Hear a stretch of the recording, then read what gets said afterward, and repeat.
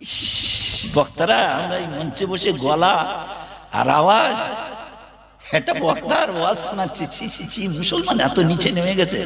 বলে হুজুর এই দেখুন একটা বক্তার, বর্ধমানের কোন বক্তা, বক্তাদের মুখ থেকে এরকম অশালীন ভাষা বলছে। হ্যাঁ, তার মানে ওনার আগে বোধহয় কেউ ওই এলাকায় গিয়ে বলে এসেছে যে শবে বরাতের নামাজ ফরজ নয়, ওয়াজিব নয়, সুন্নতে মুআক্কাদা নয়, তবে গুরুত্ব আছে, পড়বে না পড়বে, হয়তো বলে আসছে। ইনি তারপরে গিয়েছে, বর্ধমানের কি নাম বললো, ইয়াসিন সাহেব না কি, আমি ওদের মানে ছাড়া মানাতে চাইনি, বুঝতে পেরেছেন। তাই এ করছে, আর না একটা বক্তা বলেছে যে শবে বরাতের নামাজ পড়বে, পড়া ভালো। কেন কেউ আমরা শুনিনি কিয়ামতের ময়দানে ফরজ কম পড়লে নফল সাবস্টিটিউশন হবে। আল্লাহ ফেরেশতাকে বলে দেখো তোর নফল কত আছে।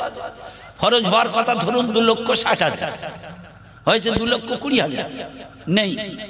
তখন বলে আল্লাহ বলছে ফেরেশতাকে, আল্লাহ চায় তার বান্দাকে জান্নাত, নবী চান তার বান্দা ওলি হয়ে মরুক জান্নাতে যায়, আল্লাহ চাচ্ছে ছলে বলে কৌশলে জান্নাতে দেবো। তা ফেরেশতাদের বলছে এই তোমরা সব খাতা বন্ধ করে দিলে নাকি, দেখ তো নফল কি আছে। দেখে নফল আছে 45,000। আল্লাহ 40,000 কম ছিল, আমার আল্লাহ বলছে নফল নামাজ দিয়ে ফরজটাকে পূরণ করে ওকে জান্নাতে করে দাও। বলুন সুবহানাল্লাহ। নফলের কোনো গুরুত্ব নেই, কি আশ্চর্য বলুন তো। নফল যদি আমার মাঝে মাঝে ফরজের মর্যাদা পায়, নফল যদি আমার ফরজের মর্যাদা পায়, আমাকে জান্নাতে যে সাহায্য করে, মুক্তি ও নাজাতের কারণ হয়ে যায়, তাহলে এ নফল ভালো, এ নফল খারাপ নয়। তারা বলবি তা বলবে না, মানে বুঝতে পারছেন আমাদের জবানে আসবে না ভাই। রাখো, মানুষ এখন এত নির্বোধ আছে, ওদেরকে দাওয়াত করে জলসা শোনে, মানে গালিগালাজ করছে আর কি। বর্ধমানের এক বক্তা এই যারা শবে বরাতের নামাজ পড়তে বলেছে তাদের বিরুদ্ধে ভাই এরকম করছে, বুঝলেন না, সর্বনাশ করেছে। আসলে একটুখানি জেনারেল উপর দখল না থাকলে ভাই, শিক্ষা হলো একটা নূর অন্ধকার দূর করে, কিন্তু এদের অন্ধকার দূর করবে না, এদের আকীদায় গন্ডগোল, এদের আকীদায় গন্ডগোল। তো যাই হোক, যেটা বলছিলাম, তো 208টি মুসলিম দেশকে নিয়ে কি গো মাথা মুচি হবে, ঝগড়াঝাটি করবেন? 208টি দেশের মধ্যে ফার্স্ট হয়েছে নিউজিল্যান্ড, সেকেন্ড হয়েছে লুক্সেমবার্গ, থার্ড হয়েছে আয়ারল্যান্ড, ফোর্থ হয়েছে আইসল্যান্ড, ফিফথ হয়েছে ফিনল্যান্ড। আপনারা হয়তো ভাবছেন আমি এই একেবারে এসে কম্পিউটার মেশিনের মতো বলে যাচ্ছি, আল্লাহর ওয়াস্তে বলছি, এটা আমার বানাউটি নয়, আপনাদের দোয়া আল্লাহর রহমে এই কম্পিউটার থেকে বলছি। আচ্ছা, তারপরে হয়েছে কে? ডেনমার্ক। সিক্সথ হয়েছে কে? কানাডা। মুসলিম দেশের অবস্থাটা শুনুন। এই কিসের পরীক্ষা হচ্ছে? ইমানের পরীক্ষা। ও বাবা, আপনারা হয়তো ভেবেছেন যে অন্য কোনো মানে গুড ম্যানার্স আর বিহেভিয়ার আর কন্ডাক্টের উপরে, না, কারা বেশি নবীর সুন্নত মেনে চলে হঠাৎ করে বুঝে আসবে না। হয়তো তারা 5 ওয়াক্ত নামাজ পড়ে না, কিন্তু ব্যবসায়িক জীবনে কোনোদিন মিথ্যা কথা বলে না। হয়তো তারা রোজার সময় রোজা করে না, কিন্তু কারো আমানতের খেয়ানত করে না। ইসলামিক মূল্যবোধ তাকে বলা হয়। আমার আল্লাহর কাছে ওই মুসলমানটা অনেক ভালো, অনেক ভালো। কিন্তু 208টি দেশের মধ্যে 38 নম্বরে এসেছে মালয়েশিয়া, 48 নম্বরে কুয়েত, 64 নম্বরে বাহরাইন। আর মুনাফিক, কেন মুনাফিক বললাম নিশ্চয়ই আপনি বুঝতে পারছেন, 131 নম্বরে। গ্লোবাল ইকোনমি জার্নাল বলছে যে বাংলাদেশের লক্ষ লক্ষ মানুষের উপস্থিতিতে নাকি বিশ্ব জামাত হয়, বিশ্ব ইজতেমা হয়। সেই বাংলাদেশের অবস্থা সৌদি আরবের 131 নম্বরের উপরে। আমি ধান্দা আছি, বুঝি আল্লাহ গো এই জ্বালা রাখবো কোথায়? সব কি সব ভাঁওতাবাজ মুসলমান? তো একদিন একটা ছেলে আমার ছাত্র ছিল, সে একটা বিশেষ জামাতের ভালো কর্মী। তো ছাত্র ছিল, খুব ভক্তিও করে, তার নাম নাসির। আমি বলি আচ্ছা নাসির কি ব্যাপার রে, তো সব এত সব বড় বড় সব ইস্তেমা করিস, অমুক করিস, তমুক করিস, হ্যান করিস, তেন করিস, বলি বিশ্ব ইস্তেমা অমুক তমুক হ্যান ত্যান। তো এই রিপোর্টটা শুনে তো আমার মাথা ঘুরে যাচ্ছে, কি রে তাহলে সুন্নত ওদের কাছে বেশি, আমাদের কাছে নেই। তো তখন বলছে, বলে হুজুর কি বলবো, আমাদের একটা জামাত নিউজিল্যান্ডে গিয়েছিল, যে আপনার এই রিপোর্টটা সত্যি। আমি কেন বাবু? তো বলছে নিউজিল্যান্ডে গিয়ে চায়ের দোকানে বসে চা খেতে গিয়ে পার্সটা বার করেছে, বার করে পয়সাটা দিয়ে আর মানি ব্যাগটা ভুলে গিয়ে অমনি রেখে দিয়েছে। ওদের সব আমিরদের বিনা পরামর্শে কোথাও যেতে দেয় না। ও আমার ছাত্র ছিল আর কি, ইংলিশ মিডিয়ামের ক্লাস 4-এর। তো বলছে হুজুর, ইমাম না ওটা কি বলে, আমির সাহেবের বিনা অনুমতিতে কোথাও যেতে পারে না। 3 দিন পরে সুযোগ হয়েছে সেই দোকানে যাওয়ার। 25,000 টাকা ছিল ওই পার্সে। গিয়ে দেখে যে যেমন ভাবে ব্যাগটা ছিল সেইভাবে পড়ে আছে। খুলে দেখে টাকায় কেউ হাত দেয়নি। এই কিরে সেই মুসলমান যাকে দেখলে ইহুদির লজ্জা পায়, খালি কিলোর কিনতে হচ্ছে। এ বলছে ওকে খেলাফতি দিচ্ছে, ও বলছে ওকে খেলাফতি দিচ্ছে। খেলাফতি এত সহজ? নবীদের কাছে আল্লাহর যখন কোনো বার্তা আসে তার নাম ওহী, আর আল্লাহর ওলিদের কাছে যখন কোনো বার্তা আসে তার নাম ইলহাম বা ইলকা। কোন পীর ইলহাম প্রাপ্ত না হয়ে তার কোন ছাত্রকে খেলাফতি দিতে পারবে না, খেলাফতি দিতে পারবে না। বুঝেছো বাবা? আর এই খেলাফত প্রাপ্ত ওলি ছাড়া পীর মুরিদিও করতে পারবে না, যার হাতে বায়াত হলেও হবে না। এটা চলবে না, চলবে না, চলবে না। আসুন, চীনের উনি কয়েকটা এক্সাম্পল দিয়েছেন, আমাদের চোখে আঙুল দিয়ে দেখিয়ে গেলেন। চৈনিক ওরা বুদ্ধিস্ট, জানেন তো, মানে চীন দেশের বেশিরভাগ বৌদ্ধ ধর্মাবলম্বী। 3 জন মুসলমান কাস্টমার, মানে হোলসেলে মামলায় গিয়ে বলছে, স্যার আমাদের একটা রিকোয়েস্ট রাখতে হবে। ওই জানালে বলে কি রিকোয়েস্ট? বলে এই মালটায় লাভ বেশি করতে পারছে না, আপনি মালটা করুন ডুপ্লিকেট 2 নম্বর আর ব্র্যান্ডেড কোম্পানির। এটা বুদ্ধিস্ট ব্যবসায়ী বহু রিকোয়েস্ট করেছে, এরকম করবেন না, এটা স্থায়িত্বের দিকে লক্ষ্য রাখুন। আমি 2 নম্বর মাল তৈরি করে দেবো আর 1 নম্বর ব্র্যান্ডেড কোম্পানির স্ট্যাম্প মেরে দেবো, লেবেল মেরে দেবো। সে বলছে এরকম করবেন না। এরা বলছে ওতে আমাদের লাভ হবে। অনেক ঘন্টার পর ঘন্টা আলোচনার পরে যখন রাজি হলেন, তবে বলছে অনেক দেরি হয়ে গেছে, আপনারা দুটো আমার সঙ্গে খানা খেয়ে যান।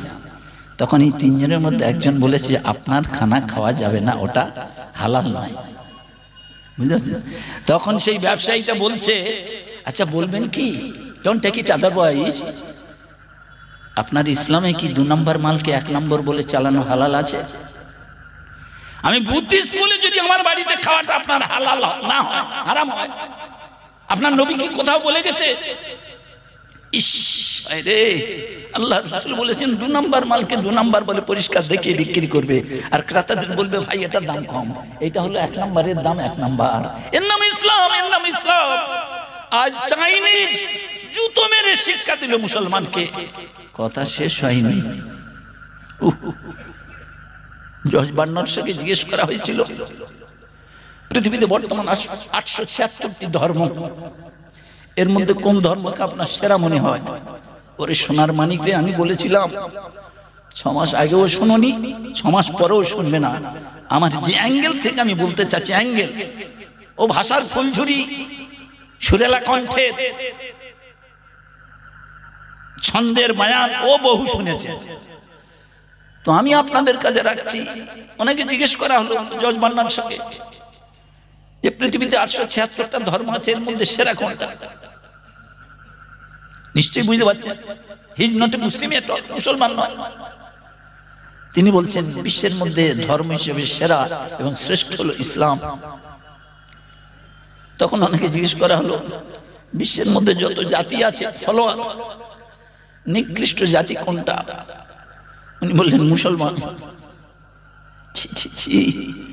যে মানুষটা বললো ইসলাম শ্রেষ্ঠ আর নিকৃষ্ট জাতি হচ্ছে মুসলমান, ওনাকে জিজ্ঞেস করা হচ্ছে ভাই টেলিং সো একই কথা। তো বলছে পৃথিবীর কোন জাতির কাছে নির্ভেজাল কিতাব নেই, একমাত্র মুসলমানদের কাছে নির্ভেজাল আল্লাহর পাঠানো রিভিল থিওরি বুক কোরআন আছে। যাদের কাছে আছে অথচ মানে না, তাই এদের থেকে নিকৃষ্ট জাত আর পৃথিবীতে নেই। মুসলমান কাকে বলে? সোনার মানিক। রিপোর্টটা শেষ করে দিচ্ছি, সবার ভালো লাগার কথা নয়। আবু জাহম বিন হুযাইফা রাদিয়াল্লাহু তাআলা আনহু ইয়ারমুকের যুদ্ধে বাড়ির বাইরে গিয়ে আর্তনাদ শুনতে পেলেন, যুদ্ধক্ষেত্রের আওয়াজ ভেসে আসছে। কে গো, কোথায় আছো? ওগো জীবিত মানব সম্প্রদায়, এক ফোঁটা পানি দিয়ে সাহায্য করো না। I am too much thirsty for drinking water. গলা শুকিয়ে যাচ্ছে, যুদ্ধক্ষেত্রে আমি মরণাপন্ন, মুমূর্ষ অবস্থা। আবু জহম বিন হুযাইফা রাদিয়াল্লাহু তাআলা আনহু শুনে চাচাতো ভাইয়ের আওয়াজ, ছুটে করে পানি নিয়ে ওনার মুখে দেবেন, এমন সময় পাশ থেকে আওয়াজ আসছে, একটু পানি দিয়ে সাহায্য করুন, মুমূর্ষ অবস্থা। তখন সেই আবু জহম বিন হুযাইফার চাচাতো ভাই বলছে, আমার থেকে ওর প্রয়োজন বেশি, আমার থেকে ও আরো সংকটের মুখোমুখি, ওর কাছে নিয়ে যান। সেই পানি নিয়ে, কোন যুদ্ধে? ইয়ার মুখের যুদ্ধে। ওর কাছে নিয়ে পানি মুখে দেবে, এমন সময় আওয়াজ আসছে, কে আছো ভাই, একটু পানি হবে? বলছে আমার থেকে ওর প্রয়োজন বেশি। ওখানে এই করতে গিয়ে শেষের বেলা যার কাছে গেলেন, গিয়ে দেখলেন he is already dead, no more in this world, ইন্না লিল্লাহি ওয়া ইন্না ইলাইহি রাজিউন। শেষের বেলা যাকে দিতে গিয়েছিলেন, কোন অবস্থায় তারা পানি চেয়েছিলেন আর কোন অবস্থায় তারা মানবতা দেখালেন, সবাই বললেন আমার থেকে ওর প্রয়োজন বেশি, আমার থেকে ওর প্রয়োজন বেশি, আমার থেকে ওর প্রয়োজন। শেষের মানুষটার কাছে গিয়ে দেখলেন he is no more in this world, বেঁচে নেই। ওখান থেকে ফিরে থার্ড, বেঁচে নেই। সেকেন্ড, বেঁচে নেই। অবশেষে চাচাতো ভাইয়ের কাছে গিয়ে দেখে ইন্না লিল্লাহি ওয়া ইন্না ইলাইহি রাজিউন। ও মুসলমান, मुसलमान, अल मुस्लिम आखिर मुस्लिम, भाई होता है ऐसा। পিপাসার্ত অবস্থায় মৃত্যুর দোরগোড়ায় এমন মানবতা দেখিয়ে গেলেন, জামাত থেকে ওর পিপাসা, ওর প্রয়োজন বেশি। অন্যজনের কাছে গিয়ে দেখছে সে মরে গেছে, ফিরে এসে দেখছে ও মরে গেছে। কি অবস্থায় তারা মানবতা দেখিয়ে গেছে, আর আমরা সুস্থ অবস্থায় মানবতা দেখাতে পারি। নাম্বার 1। নাম্বার 2, আব্দুল ইবনে উমর রাদিয়াল্লাহু তাআলা আনহু থেকে বর্ণিত, জনৈক সাহাবী প্রতিবেশীর কাছ থেকে একটা খাসির মাথা পেয়েছিলেন। তারা খাসিটাকে, যাহা এ গরিব প্রতিবেশী, অনেক দিন হলো খাসির মাথা খাওয়া হয়নি, কিন্তু ওরাও তো মানুষ, ওনার কাছে পাঠিয়ে দিলেন। উনি মনে করলেন, হায় রে আল্লাহ, আমাদের ওই প্রতিবেশীরা কত মাস হয়ে গেল খাসির গোশ, খাসির মাথা দেখেনি, আমার থেকে ওনার প্রয়োজন বেশি, ওনার কাছে, ওনার কাছে, ওনার কাছে, ওনার কাছে। 7টা হাত ঘুরে সেই মাথাটা লাস্ট ম্যান ভেবেছে, যে যিনি প্রথমে দান করেছিলেন তার এ পাশের প্রতিবেশী ভেবেছে এরকম খাসির মাথা হয়তো ওরা গত কয়েক বছর হয়তো দেখেনি। আহা, আমি যখন পেয়েছি আমি ওকে খাওয়াই, কারণ আল মুসলিম আকুল মুসলিম, মুসলমান মুসলমানের ভাই বলে তার হাতে দিলেন। চিন্তা করেছেন, যিনি মাথাটা দিয়েছিলেন ভাইয়ের দুঃখ দুর্দশার কথা ভেবে, তিনি ভেবেছেন উনি কখনো খাননি, ওনার অনেকদিন হয়নি, ওনার শেষ পর্যন্ত তার কাছে চলে এলেন। কি গো, ইসলাম তাদের কাছে ছিল না? ছিল না। যে জেরুজালেমে কেলোর কীর্তি হচ্ছে, জেরুজালেমের সফরোনিয়াস প্রশাসক, সফরোনিয়াস শখ হয়েছে, আমি জানবো, I want to know what is Islam, Islam কাকে বলে। বিশ্বনবী যে মত ও পথ প্রচার করে গেছে আমি তাকে জানবো। জানতে গেলে কার কাছে জানবো? ওদের মধ্যে বাঘের বাচ্চা আছে, খলিফাতুল মুসলিমিন হযরত ওমর ফারুক রাদিয়াল্লাহু তাআলা আনহু তখন খলিফা, অনেকে খবর দিয়েছেন। জেরুজালেমের প্রশাসক হযরত ওমর ফারুক এত দূর থেকে যাবে কি করে? বুঝতে পারছেন, উটের পিঠে যেতে হবে। ওনার সার্ভেন্টটা গোলাম কোশর বলছে, হুজুর আপনি কি করছেন? একা একা মাথা খারাপ, আমি আপনাকে ছাড়বো? কে আপনার সাজসজ্জা, কে আপনার হেল্প করবে, কে আপনার সহায়তা করবে, কে আপনার বিপদের সময় মুশকিল আসান করবে? একা পারবেন না হুজুর, আমি অবশ্যই যাব আপনার সঙ্গে। তখন হযরত ওমর ফারুক রাদিয়াল্লাহু তাআলা আনহু বলছেন, দেখো তুমি আমার সঙ্গে যেতে পারবে না, কারণ আমি উটের পিঠে যাব। তাহলে আমিও যাব। তাহলে উটের পিঠে যদি আমার সঙ্গে যেতে চাও, এই নিয়ম যদি মানো, তবে তোমাকে সঙ্গে নেব। কি নিয়ম?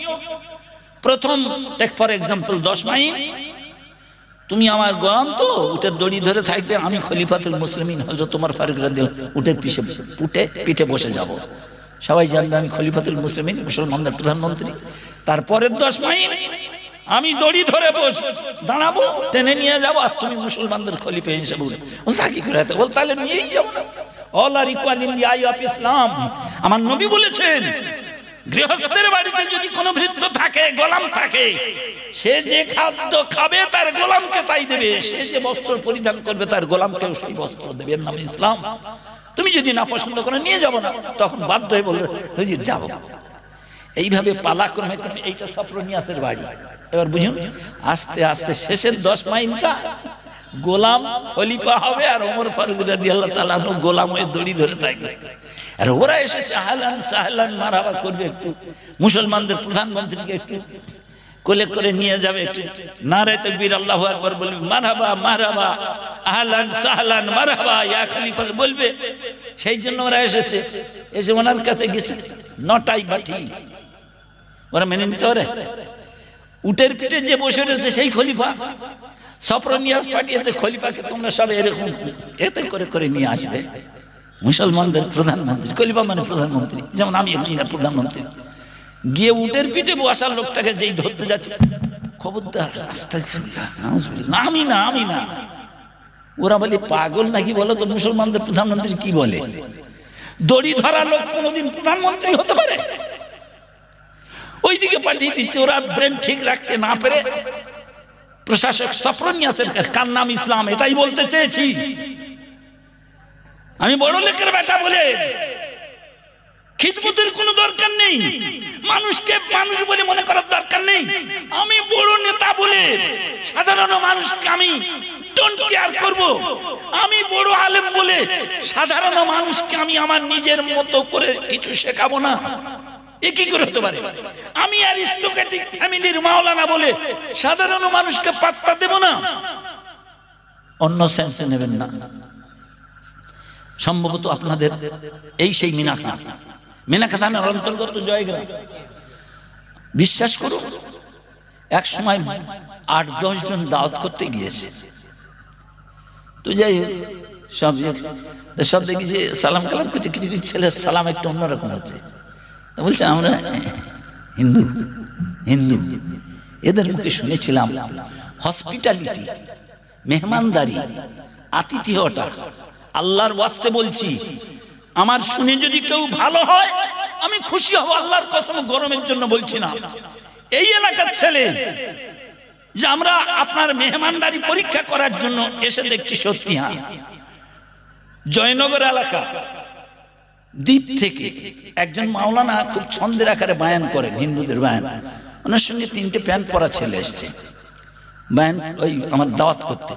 তা আমি বললাম আপনারা থাকুন, মেহরবানি করে সময় থাকলে আমি চলে যাবো, বার হবো।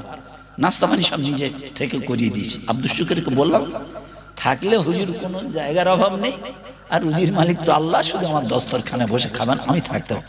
তখন ছেলে 3টে হাসছে, মনে যে হাসছেন কেন? জি কিছু মনে করবেন না হুজুর, এরা পার্টি করা ছেলে, সব পার্টির ছেলে, আর কলেজে পড়ে। তো ওরা বলে একটা ধারণা যে মাওলানাদের ভাষা গান নেই, আর ভদ্রতার খুব কম ওদের কাছে। ওরা হসপিটালিটি মানে যার বাংলা হলো মেহমানদারি জানে না। ওদেরকে পরীক্ষা করার জন্য আপনার এখানে এনেছি। ওরা আপনার মেহমানদারি দেখে আপনি যে সে মানুষ সাহেব বুঝতে পারিনি। মানে আমার সেই বাড়ির লোকেরা 2জন মিলে করছি চলে যাবো বলে, আমার এটা স্বভাব। তো তখন বলছে হুজুর এরা একটু আগে বলছিল যে যদি তোমার মাওলানা একবার থাকতে বলে, আরে দ্বীপে বাড়ি তাদের, সে একটা নৌকা মেশিন পরিচালিত নৌকা পার হতে হবে, তখন শেষ হয়ে যাবে, যেতে পারবে না। সেই জন্য বলছে তোমরা মাওলানা যদি একবার থাকতে বলে, খেতে দিতে হবে না, যা নাস্তা করেছি পেট ভরে গেছে। এই কথাটা বলতে বলতে আপনি এই কথাটা বলেছেন, ওই জন্য ওরা হাসছে। তা হুজুর হ্যাঁ একটুখানি শুনে যাবেন, একটা মাওলানার বাড়িতে আমার বিকম পাস করা ছেলে দাওয়াত করতে গেছে, অনেক নাম বলবো না তার। তা দাওয়াত করতে গিয়ে বলে হুজুর আমাদের তো বলে তো 3-4টে দাওয়াত রয়েছে, কিন্তু সব ছাড়া যায়, ভালোবাসা মহব্বত ছাড়া যায়।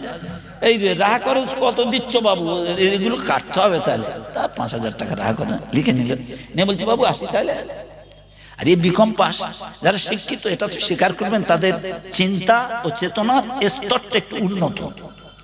মূর্খ বলে কেউ দুঃখ পাবেন না ভাই, এটাই হয়। কারণ ইলমটা একটা নূর, এই নূর যার মধ্যে থাকবে তার অন্ধকার দূর হয়ে যাবে। তো যাই হোক, যেই বলেছে হুজুর তাহলে আসি 5000 টাকা রাখ, এর বাড়ি সেই ধরুন দ্বীপে, সাগর দ্বীপে, এইবার মনে পড়েছে।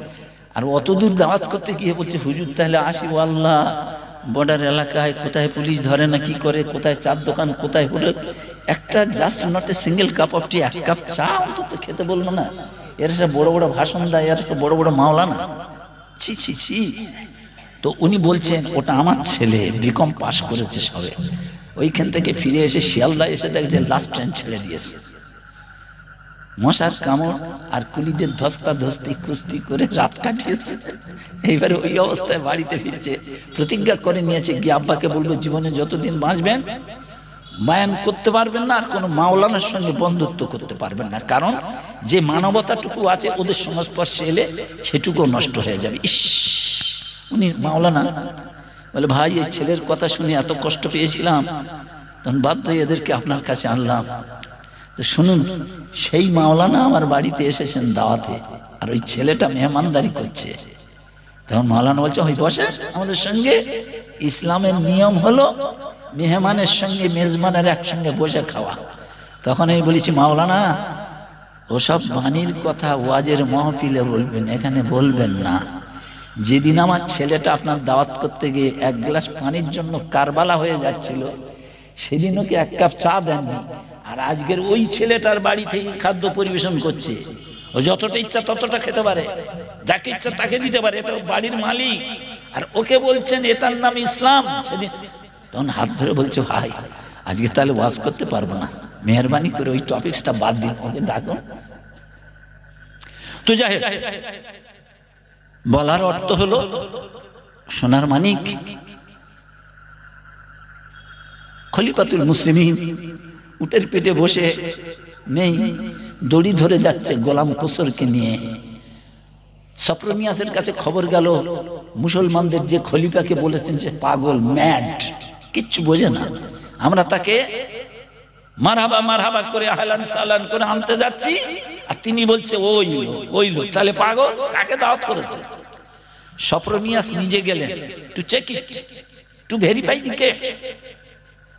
গিয়েছে, গিয়ে খলিফাতুল মুসলিমিন, তখন উনি পরিষ্কার বললেন আমি নয়, দড়ি ধরে যিনি আছেন উনি হলেন খলিফাতুল মুসলিমিন হযরত ওমর ফারুক রাদিয়াল্লাহু তাআলা। তো আগেও বলেছে, ওমরের কাছে রাদিয়াল্লাহু তাআলার কাছে গিয়ে বলছে ওমর খলিফাতুল মুসলিমিন, what is the reason behind it? তুমি একটা দেশের প্রধানমন্ত্রী, বলছে আমার নবী আপনার নবী বিশ্ব নবী, ও তো আপনারও নবী। দেখবেন কোরআন শরীফের সূরা আরাফের 158 নম্বর আয়াতে পরিষ্কার লেখা আছে কুল ইয়া আইয়ুহান নাস ইন্নী রাসূলুল্লাহি ইলাইকুম জামিয়া। আল্লাহর কসম করে বলছে আমার নবী শুধু মুসলমানের নবী নয়, সব জাতের, সব দেশের, সব মানব এবং সব দানবের নবী। ওই জন্য আমি প্রায় বলি, এখনো বলি, আমি ওসব ব্যাপারে এটা হক যখন এটা বলবো না কেন? তাহলে এখন যদি কেউ জিজ্ঞেস করে সারা পৃথিবীর জমিনে যারা ইনসান আছে তাদের নবীর নাম কি? মুহাম্মদ সাল্লাল্লাহু আলাইহি ওয়াসাল্লাম। তাহলে এইবার বলবেন কি মমতা ব্যানার্জির নবীর নাম কি? আল্লাহর কসম করে বলছি যারা কোরআন বিশ্বাস করেন, কে? মুহাম্মদ সাল্লাল্লাহু আলাইহি ওয়াসাল্লাম। আচ্ছা, অভিষেক ব্যানার্জির নবীর নাম কি? কি করতে হয় আমি ফোন জানি না ভাই, কেটে দিন, আপাতত কেটে দিন, আমি কাটতেও জানি না, একজন দিয়েছে, ছোট ফোন ছেলে ইউজ করতে পারি না, কেটে দিন ফোনটা। তো এইবার বলবেন কি? ইস, হযরত ওমর ফারুক রাদিয়াল্লাহু তাআলা কথা বলতে গিয়ে নবীর কাছে কেন চলে গেলাম? আল্লাহর ওয়াস্তে বলছি, কোরআন ঘোষণা করেছে কোন মুসলমান যদি মনে করে নবী মুহাম্মদ সাল্লাল্লাহু আলাইহি ওয়াসাল্লাম কেবলমাত্র আমাদের নবী, he is wrong, he is wrong, he is wrong, এ ভুল বলছে, ভুল বলছে। নবী মমতা ব্যানার্জির নবী, অভিষেক ব্যানার্জির নবী, মোদির নবী, সবার নবী। পার্থক্যটা কি? হয়তো বলবেন হুজুর ওরা কেন মেনে নেবে? যদি আপনি এটা না মেনে নেন আপনি মুসলমান নন। কোরআনের আয়াত অস্বীকার করছেন। কোরআনের আয়াতে সূরা নাম্বার 7 পারা নাম্বার 9 রুকু নাম্বার 20 আয়াত নাম্বার 158 পরিষ্কার। কুল, কুল মানে বলে দিন নবী, ইয়া আইয়ুহান নাস, হে মানব মণ্ডলী বলে দিন, ইন্নী ইন্নী ইন্নী আনা আনা আনা রাসূলুল্লাহি ইলাইকুম জামিয়া আল্লাযী লাহু মুলকুস সামাওয়াতি ওয়াল আরদ লা ইলাহা ইল্লাহু ওয়া ইউহয়ী ওয়া ইউমীত। সোনার মানিক, আল্লাহ রাসূল সবার নবী। যদি কেউ বলে যে শুধু মুসলমানের নবী, ভুল ভুল ভুল। কথাটা কি একটুখানি ব্যাখ্যাটা না করলে বুঝতে পারবেন না। তখন মনে মনে করবেন তাহলে আমাদের রইল কি, ওদের তো একটা একটা সব আলাদা নবী রয়েছে। ওরে মুসা আলাইহিস সালাম একটা জাতির জন্য নবী রে, ঈসা আলাইহিস সালাম একটা কমিউনিটির জন্য রে, নূহ আলাইহিস সালাম একটা ফ্যামিলির জন্য, একটা কমিউনিটির জন্য, একটা কান্ট্রির জন্য। কিন্তু আমার নবী সারা বিশ্বের যত মানব দানব সৃষ্টি কুল আছে সবার জন্য আল্লাহ নবী রাসূল করে পাঠিয়েছেন। বলুন সুবহানাল্লাহ। তাহলে এইবারে বলুন, যদি বলেন যে সবার নবী, তাহলে আমাদের রইল কি? অভিষেক ব্যানার্জি মেনে নেবে যে ওর নবীর নাম মোহাম্মদ সাল্লাল্লাহু আলাইহি ওয়াসাল্লাম? মমতা ব্যানার্জি মেনে নেবে? মোদি মেনে নেবে? মানতে বাধ্য হতে হবে। মমতা ব্যানার্জি আমাদের পশ্চিমবঙ্গের মুখ্যমন্ত্রী মাননীয়। এখন তিনটে লোক উঠুন, একজন বিজেপি করে, একজন কংগ্রেস করে, একজন তৃণমূল করে। যে বিজেপি করে তাকে আমি জিজ্ঞেস করতে চাই, ভাই বাড়ি কোথায়? না আমার বাড়ি বসিরহাট। আপনার মুখ্যমন্ত্রীর নাম কি? মানে মমতা ব্যানার্জি। কোন পার্টি করেন? তাহলে বিজেপি। ভাই আপনারা কি ভোট দিয়ে মমতা? হ্যাঁ, তবে বলছেন আমার মুখ্যমন্ত্রী মমতা ব্যানার্জি। গেলাম, আপনাদের ভোটে তো মুখ্যমন্ত্রী হয়নি। এবারে কংগ্রেসের লোকটা উঠেছে, আমি বাড়ি কোথায়? তাহলে কেন? ভাই মুখ্যমন্ত্রীর নাম মমতা ব্যানার্জি। আপনার ধস্তাধস্তি কুস্তি হচ্ছে, এখনো ইউনাইটেড হতে পারছেন না। তো আপনারা বলছেন আপনাদের মুখ্যমন্ত্রী মমতা। এবার তৃণমূল একজন উঠেছে বলে আমি তৃণমূল করি। আচ্ছা, আপনারা বুঝতে পারছেন, রক্ত ঘাম ঝরিয়ে ভোট দিয়ে কষ্ট করে মুখ্যমন্ত্রী করেছে তৃণমূল। তাহলে তৃণমূলেরও মুখ্যমন্ত্রী মমতা, কংগ্রেসেরও মুখ্যমন্ত্রী মমতা, বিজেপির মুখ্যমন্ত্রী মমতা। তবে পার্থক্য একটা আছে, সেটা হলে এই, মমতা যদি হন রাজা, তাহলে আমরা সবাই তার প্রজা। তাহলে প্রজা is of two types, is divided into two parts. মমতার সমস্ত প্রজা দুই ভাগে বিভক্ত, একটা হলো তৃণমূল প্রজা আর একটা হলো অতৃণমূল। যারা তাকে ভোট দেয়নি কিন্তু তাদের 14 পুরুষকে বলতে হবে আমাদের মুখ্যমন্ত্রী মমতা, বলতে হবে না ভাই? পশ্চিমবঙ্গে বাস করি। তাহলে দুই ধরনের প্রজা। আল্লাহর কসম, বিশ্বনবী মুহাম্মদ রাসূলুল্লাহ সাল্লাল্লাহু আলাইহি ওয়াসাল্লামের উম্মত ইজ অফ টু টাইপস, দুই ধরনের। একটা হলো উম্মতে ইজাবত আর একটা হলো উম্মতে দাওয়াত। আরে যারা ভোট দিয়ে রক্ত ঝরিয়ে নবীর সমস্ত কথাকে মেনে নিয়ে সেই মুসলমান হলো উম্মতে ইজাবত। আর যারা এখন নবীর আদর্শ, নবীর সুন্নত, নবীর তরিকা মানে না, কিন্তু তাদের নবী মুহাম্মদ সাল্লাল্লাহু আলাইহি ওয়াসাল্লাম, তারা হলো উম্মতে দাওয়াত। বলুন সুবহানাল্লাহ। বুঝে এসছে ভাই? মমতার প্রজা যেমন, বিশ্বনবীর প্রজাও এইরকম। সবাই কিন্তু বিশ্বনবীর উম্মত। যদি আপনি না বলেন তাহলে আপনি মুসলমান নন, কোরআনকে অস্বীকার করছেন। হ্যাঁ, কেন করবেন? আচ্ছা, কথা প্রসঙ্গে